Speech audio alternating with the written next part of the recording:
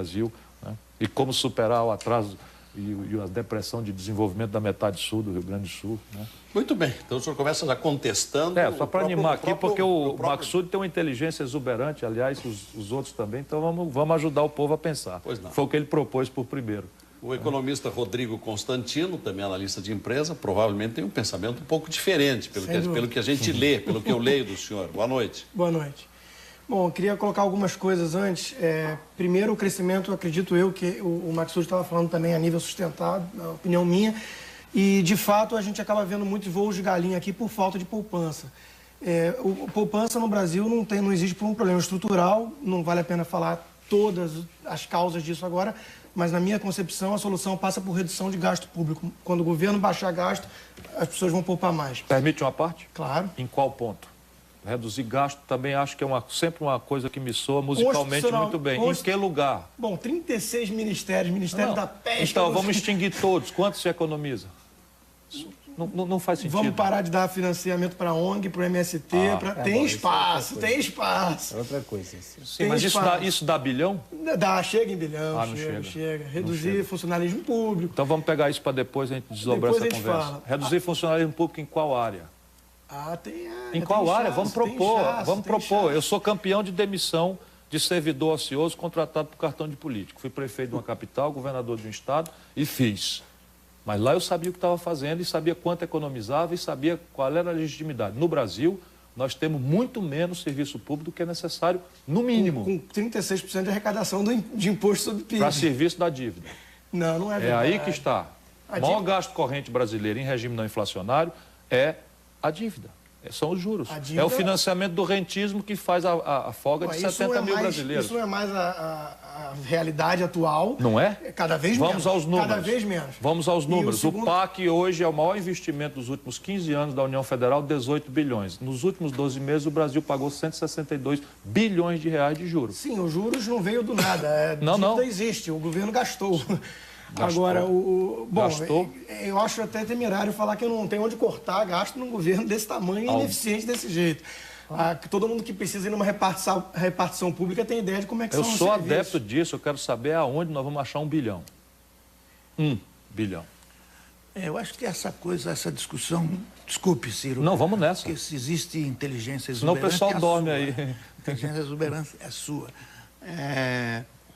O problema, eu acho que nós estamos discutindo aqui coisa de número, onde vai tirar, onde não vai tirar, etc. Eu acho que o problema não é esse, não é? E você sabe disso. Não adianta onde que vai tirar 1 bilhão, quantas pessoas demitir, tal. Esse é um negócio para se estudar de alguma forma ou de outra. É importante que se faça coisa que impeça o governo de crescer, que se inchar mais, porque ele já está super inchado. Agora... eu acho que ainda não está na hora de eu responder a sua questão. Vamos deixar primeiro o doutor Rodrigo, desculpa, não concluiu o seu pensamento. Bom, outra coisa que eu ia falar, um comentário breve, é que o crescimento que estamos vivendo é um fato inegável, porém, na minha opinião, ele ocorre a despeito do governo aí presente, não por causa dele. Quer dizer, todo um cenário de conjuntura internacional, preço de commodities, crescimento chinês, o Brasil é o que menos cresce dentro do BRIC, dentro de toda uma gama de países em desenvolvimento. Então, eu acho que acreditar isso a um mérito desse governo também é um erro. E só para voltar à sua primeira colocação sobre o fórum e a provocação que você fez em relação à solidariedade onde fica, eu queria voltar nisso porque eu encaro a pergunta como uma falsa dicotomia, porém muito comum. Eu não vejo o mercado versus solidariedade, pelo contrário. Eu vejo que tudo que eu consigo comprar de remédio na farmácia vem da busca de lucro de empresas competindo. Eu vejo que o que Adam Smith percebeu em 1776, que não é da benevolência de um açougueiro que vem a minha comida que eu compro, e sim da busca dos próprios interesses dele. Então eu não entendo muito bem essa dicotomia. Pelo contrário, eu não quero depender de solidariedade de governo ou de empresário algum para ter as minhas demandas satisfeitas. Eu quero depender, isso sim, de um mercado competitivo, onde cada um deles esteja buscando seus interesses. É assim que vai chegar na minha mesa as coisas que eu preciso para o meu conforto. O senhor entende que a guerra de mercados, chamada globalização, ela acaba beneficiando a todos? Ela acaba beneficiando quando há trocas mútuas livres dentro de um contexto institucional, né, que evite fraude e abusos. Porém, o próprio termo guerra eu já considero pejorativo. Eu não vejo exatamente como uma guerra. Quando empresas estão competindo para atender a demanda, o tirano, entre aspas, é o consumidor.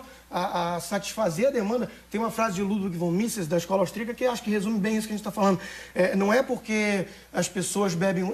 existem destilarias que as pessoas bebem uísque. É porque as pessoas bebem uísque que existem destilarias. Quer dizer, primeiro vem uma demanda. Depois as pessoas têm que competir no livre mercado para atender essa demanda. Não é mais moderno esse raciocínio. Por que não? Não é porque um africano miserável está informado pela televisão de todo o padrão de consumo que é referido crescentemente à felicidade. E ele não dispõe da menor chance de acessar a isso. Estou falando dos africanos para não falar dos nordestinos. Esse é o lado do pejorativo. Mas quem não está protegido da propaganda que induz não, mas não é consumo, propaganda. Não é propaganda, política? nem eu acho que deva se restringir o acesso das pessoas. Minha opinião é um pouco complicada, porque eu não gosto de manual. A questão é assim, falamos do Brasil. O Brasil é uma potência intermediária, nós somos a 15ª economia industrial do planeta e temos o que perder. Ponto final, nós temos o que perder. As condições de consumo, quer dizer, o padrão aspirado de consumo, o padrão desejado de consumo, é a única verdadeira globalização. É a única. E é um padrão de consumo que vem na esteira da afirmação de identidades culturais que não são as nossas. Já tem aí uma outra digressão para outra hora a gente refletir. Eu me preocupo muito com a perda de identidade cultural, porque isso informa como é que a gente se relaciona, como é que a gente se vê no mundo. E não é para fazer muro contra ninguém, não. Eu acho que no futuro a liberdade deve ser absoluta, para tudo. E o auto-juízo, o auto-arbítrio deve ser o grande juiz de todos. Porém, a verdade não é, nesse momento, assim. Por quê?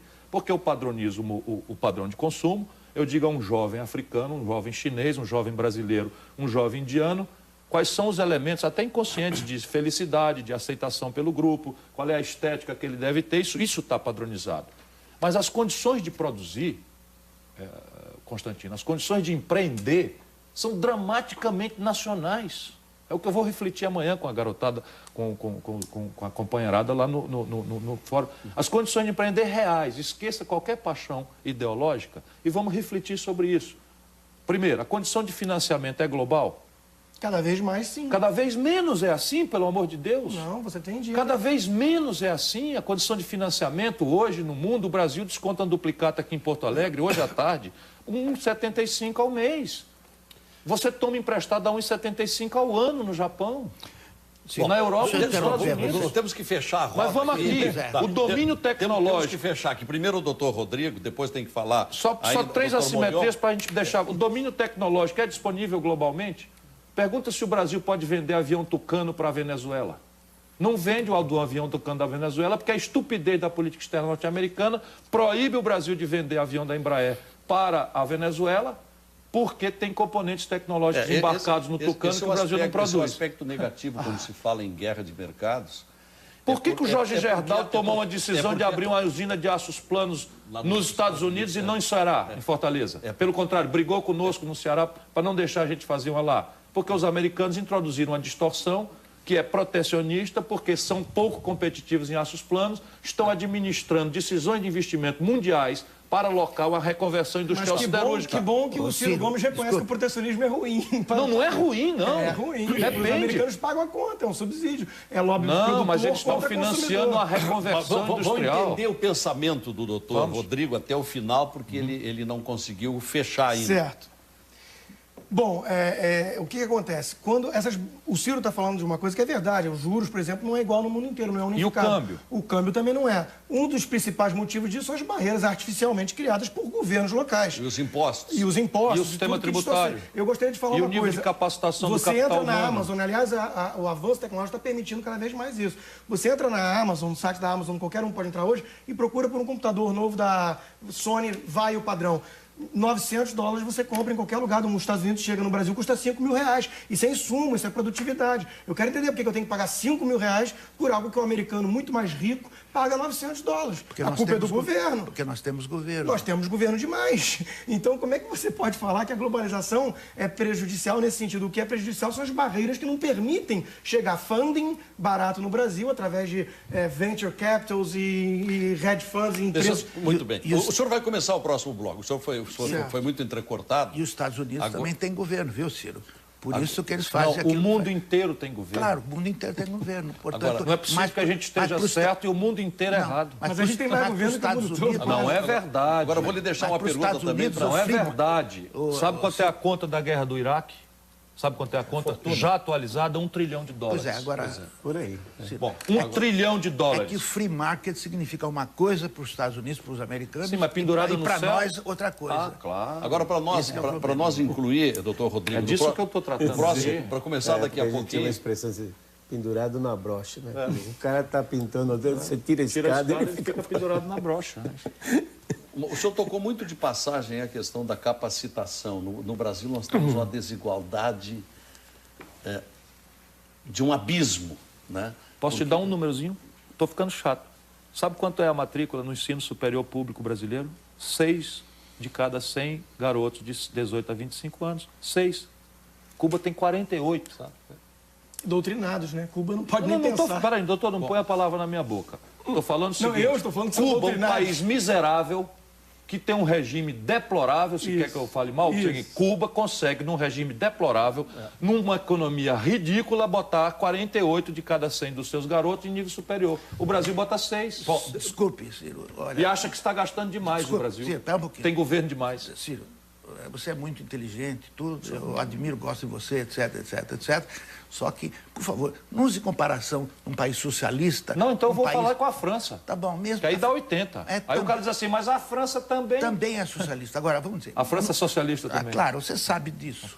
Bom, mas eu queria deixar uma pergunta para o doutor. Eu sou socialista. Não, deixa eu terminar a frase apenas.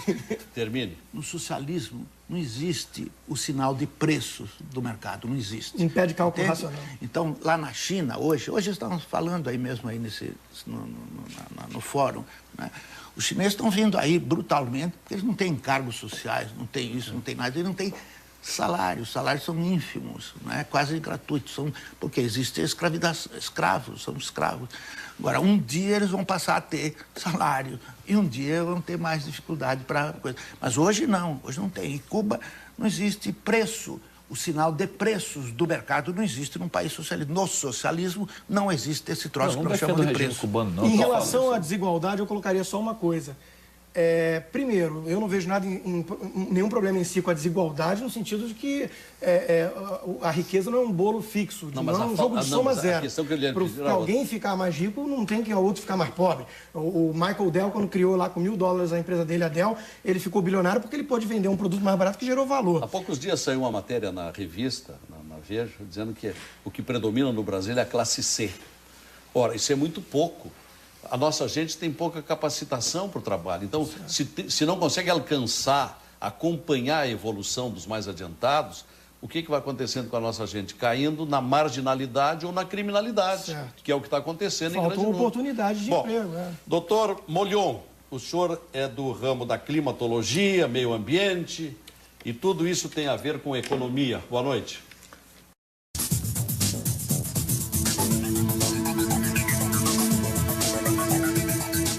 Nós estamos sentindo que, sob o título O Mercado é o Mundo, se permite um seminário de dias e dias. E tudo será resumido amanhã no único dia. Então, imaginem trazer esse tema para 4 especialistas durante 1 hora e 5 minutos nesse programa. Nós vamos ficar aqui com manchetes, com pronunciamentos telegráficos, porque quase não dá para aprofundar. Mas, recomeçando com o doutor Rodrigo Constantino, que é economista, eu prometo que não interrompo. E vamos inserir um pouco mais o Brasil nesse grande debate. Bom, o Brasil está atrasado, está perdendo a guerra, como foi o termo que você usou, por vários motivos, né? O Brasil não abraçou ainda a globalização de fato. A gente vê Taiwan, Singapura, Hong Kong, vários países asiáticos, a Irlanda na Europa, vários países que abraçaram a globalização de forma a se tornar competitivo. No Brasil, como foi mostrado hoje em algumas palestras, quer dizer, abrir uma empresa é uma tarefa árdua, fechar é impossível. Tem que encarar de cara 40% quase de carga tributária, uma burocracia asfixiante. Quer dizer, tudo isso somado torna o empreendedorismo no Brasil uma coisa quase uma prática proibitiva. Então, dentro desse contexto, o funding não chega, os juros é alto porque falta poupança que gera oferta monetária para baixar os juros. Então, quando você junta todo esse cenário, empreender no Brasil, ainda mais tendo que competir com China, com tudo isso que está vindo aí, é uma tarefa muito complicada, né? Qual é a solução para esse problema? A solução passa inevitavelmente, por uma redução do aparato burocrático, por uma redução de carga tributária e por um esquema que permita um ambiente menos hostil. Você não tem esperança de ver uma baixa na carga tributária? Não, esperança em curto prazo, não. Eu acho que a gente trabalha no campo das ideias para ver se um dia o país muda. Um dos requisitos fundamentais para estimular esse desenvolvimento ele é um devaneio. No curto prazo, concordo, mas aí que está. Felizmente, as forças que vêm de fora dos mercados são muito poderosas, né? A gente vê... Posso dar só uma informação? Não, é uma informação. Que a gente vai indo, acabaram de revogar a CPMF. Que isso? Acabaram de revogar a CPMF, todas as providências restam só 78 tributos. Não, tudo certo. Não, peraí. Deu para ver que ela não fazia falta. O doutor Constantino tem aquela coisa que tem o condão de me desorientar se eu não tivesse já 50 anos. A questão é a seguinte, eu não sou defensor de burocracia, de corrupção, de Estado balofo, de nada. Portanto, vamos tratar a coisa onde ela tem que estar. A carga tributária brasileira cresceu de 27% do PIB, quando eu era ministro da Fazenda, dia 1º de janeiro de 1995, para 35% no dia 1º de janeiro de 2003, quando o Lula tomou posse. E eu não vi essa efervescência, você também era muito moço, não tem culpa, mas eu não vi a ideia. Sim, mas eu escrevi sim. Eu escrevi, rompi e briguei com essa gente. Agora, de lá para cá, todos os movimentos institucionais do país, inclusive irresponsável, que é esse da CPMF, os meus eminentes colegas resolveram fazer lá no Congresso, foram na direção de desoneração tributária. Agora, por que a gente não derruba a carga tributária de uma forma correta? O senhor já vai falar. Por causa daquilo que ninguém quer falar, por causa da interdição patrimonial. O país tem que gerar superávites monstruosos para servar uma coisa que era uma dívida pública que levou 500 anos até o governo Fernando Henrique para arredondar em 35%, 36% do PIB e que em 8 anos deste tipo de maluquice ideológica vendido como ciência virou 58% do PIB em apenas 8 anos. Conclua. Como é que você trata a reforma tributária com uma dívida galopando desse jeito? Bom, cortando o gasto, só tem um jeito. Mas imagina um indivíduo que tem um orçamento familiar. De novo, ele tem uma dívida que ele herdou. Vamos discutir, o fato existe a dívida. Não me põe do outro lado, eu estou do seu mesmo lado. Não, eu sei. 3 trilhões. Existe uma dívida de mais de R$1 trilhão herdada de governos gastadores. Governos gastadores. Mas deixa eu fazer... Se a família tem um orçamento... Deixa eu aproveitar a sua inteligência. Uma dívida desse tipo, só tem um jeito de cortar que eu conheço. Não existe mágica. Tem que produzir receita para pagar. Agora a sua vez. Posso falar para nós regular o tempo? Não, eu na verdade, queria que a inteligência dele, porque a metodologia é boa. Talvez porque eu já estou mais traquejado nessas coisas, é que estou fazendo essa provocação para explorar a inteligência dele, a bem do nosso debate e do telespectador especialmente. Você fala assim, cortar gasto. Isso é muito simpático. Eu sou um muquirana em casa. Eu corto gasto diariamente, eu não faço crediário, não gosto, não tenho dívida. Tudo certo, eu sou assim. Governador, prefeito, ministro, eu fiz ministro da Fazenda, o maior superávit da história da fiscal brasileira, está tudo certo. Mas a minha questão é, no aqui e agora brasileiro, esse discurso não pode ficar no truísmo de que é preciso ser racional nos gastos, porque senão nós entramos num parafuso de piração, porque caricatura não falta. Às vezes assim, tem ministério demais, ok, Ministério dos Negros, Ministério das Mulheres, corta qual? E economiza quanto? É essa a questão. Não, isso serve o seguinte, para denunciar os sintomas generosos de falta de austeridade do serviço público brasileiro. Estou de acordo. Eu acho muito frouxo. Eu, por exemplo, nunca usei cartão corporativo porque eu acho aquilo meio estranho. Certo. Eu fui ministro, não aceitei receber cartão corporativo. Mas, se a gente acabar, eu já fiz esse exercício, esse é um problema. Por isso, e eu não deixo mais, por isso que eu fico até mal educado, eu não deixo mais ninguém dizer truísmos na minha frente, politicamente corretos, audíveis como música para a população, e que deixam uma ilusão grave, perigosa, para a inconsequência da política brasileira, que é assim, está aí um monte de coisa fácil de fazer, um monte de caricatura, não está vendo a quantidade de ministério? Sim. Não sei o que, o Brasil está em pandarrecos, o gasto corrente brasileiro é deprimido. Por favor, a Força Aérea do Brasil está com 76% do seu equipamento paralisado no chão por falta de peça de reposição. Alguém diz, não, mas para que o Brasil precisa ter Força Aérea? Pergunta para o Equador por que o Brasil precisa ter uma Força Aérea. A Colômbia andou lá invadindo o território, o espaço aéreo, a Venezuela mobilizou tropas na fronteira da Colômbia. Está rindo de quê? Eu não concordo. Você não concorda que acabou de acontecer um problema que quase leva uma parte da América Latina à guerra? Quase por causa do Chaves, né? Não interessa por causa de quem, eu quero saber qual é a capacidade dissuasória do Brasil. Intervalo, para nós ouvirmos de volta o doutor Molion, que não conseguiu ainda... Não, você está protegendo ele, agora ele conseguiu. Não, distinguir bem ainda a conservação ambiental... O Molion, pensei que era o Constantino. Com mudança climática. E eu vou lhe deixar uma perguntinha que tem um interesse regional muito grande, doutor Molion. Pois não. Nós estamos tendo um debate muito acirrado aqui no Estado, em função da vinda de 3 chamadas empresas papeleiras, isto é, que plantam para produzir celulose e estão querendo plantar bastante eucalipto na metade sul. E dizem alguns que isto vai exaurir a água do solo e nada mais nasce ali, pela quantidade. Eu vou lhe pedir uma opinião sobre isso, já que o senhor é um estudioso do assunto. Na volta.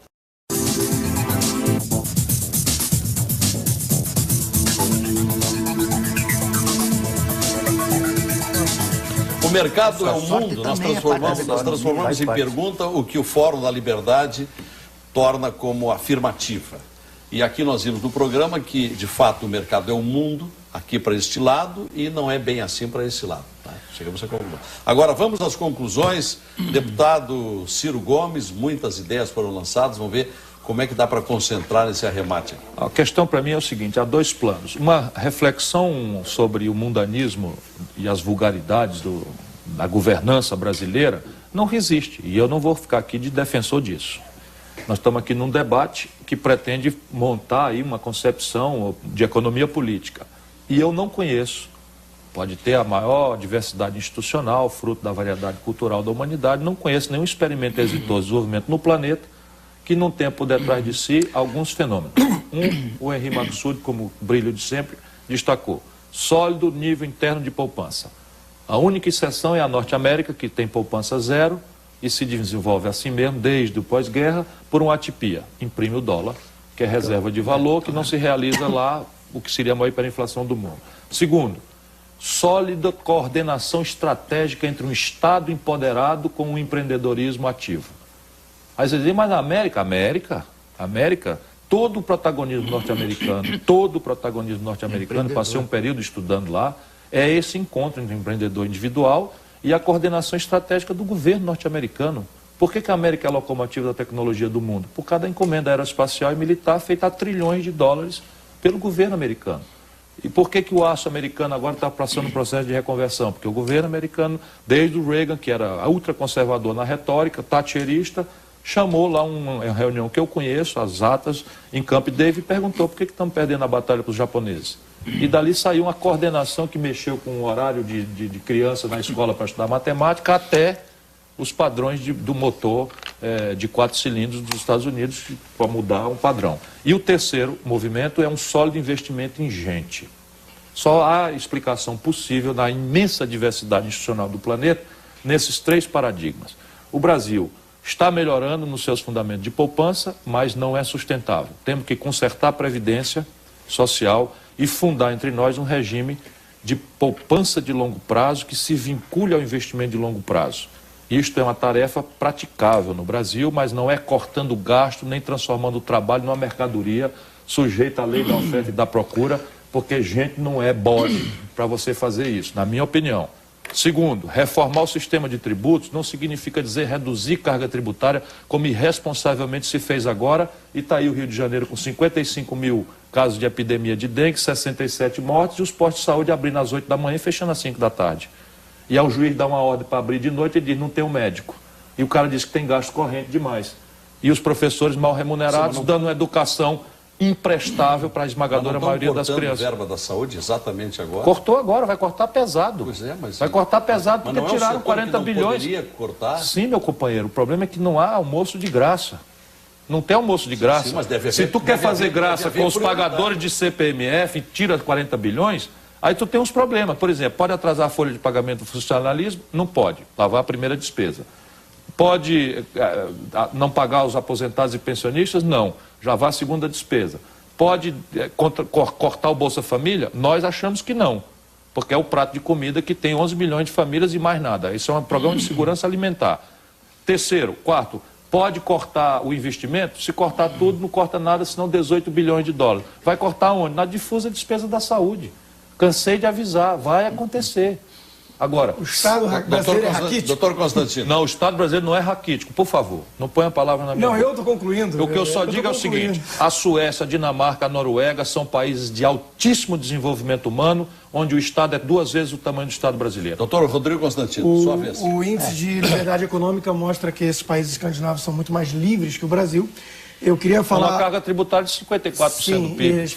Então, riqueza antes. Aparentemente, o buraco é mais embaixo. Eu gostaria de lembrar ao Ciro Gomes e aos espectadores que se dirigismo, o planejamento central, fosse solução e a máquina, a locomotiva do mundo, que é os Estados Unidos, fosse fruto disso, eu não entendo porque a União Soviética, com o Sputnik e tudo que fez... Quer que eu explique? Deixa eu só tentar terminar. Porque não é isso que eu estou defendendo. Chegaria lá. Eu gostaria de falar... Não, eu sei que não é isso que você está defendendo. Estou falando que o dirigismo estatal, o planejamento de cima para baixo... Coordenação é espontânea. Coordenação estratégica. Eu acredito em coordenação espontânea, livre mercado. A questão da educação, gostaria de mencionar também que não é uma panaceia. É óbvio que tem que ter investimento em educação, principalmente de base. Só que não é panaceia. O caso que o Maksud já lembrou da União Soviética, o próprio caso de Cuba, que o Ciro Gomes trouxe, que tem muito universitário. Eu gostaria de lembrar que tem muito universitária se prostituindo e universitário dirigindo táxi, engenheiro dirigindo táxi, porque a Alemanha foi dividida em duas.